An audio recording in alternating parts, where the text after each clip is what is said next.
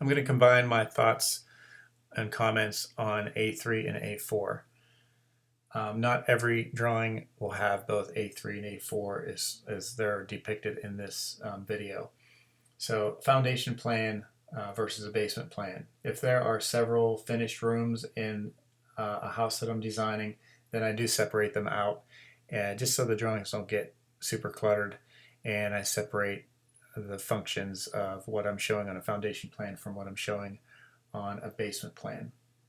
And here are what the differences between those two sheets. So foundations, the foundation plan for A3, anything having to do with concrete or the foundations or footers or stem walls, anything having to do with the beams or posts or piers, dimensions to the stair hole, and dimensions to any holes in the concrete for doors or windows.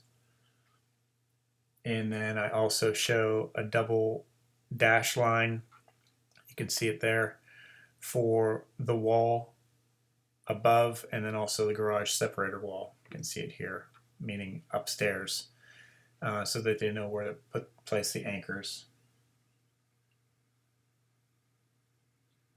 And then just other typical notes that I have shown on here, like this basement slab, that's always typed exactly the same. And in fact, on my template in my software, I have a little library of what my typical notes are for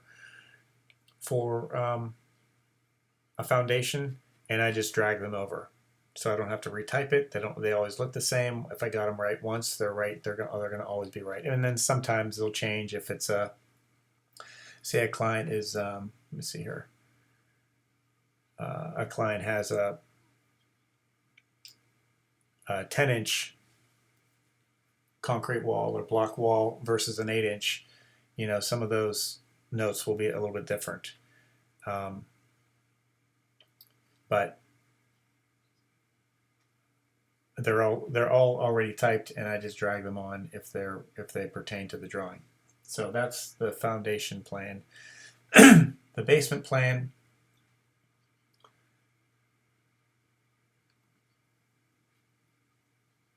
differs in that it's anything having to do with the finished basement, walls, doors, windows, etc.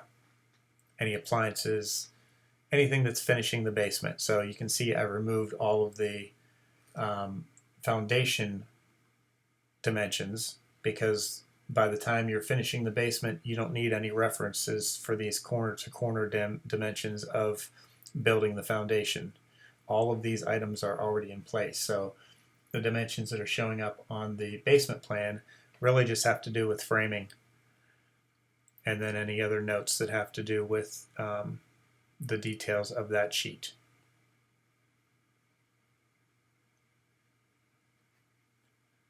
I will get into some more specifics on the first floor, and those specifics would apply to the second floor and then also to a basement plan. So I'll show you those in a second.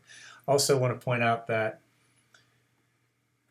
I have this register mark here. I'm just showing it to you here for the purposes of this video. This normally would not be on the plan, but I just want to show you that all of the sheet layers for foundation, basement, first floor, second floor, they're all in perfect registration or placement on the sheet. So in other words, the foundation is in this place, and the first floor in this position on the sheet, and the second floor in this position on the sheet. As you go through, you'll see that they're all in perfect registration. So that's perfectly aligned with the floor, or with the sheet below.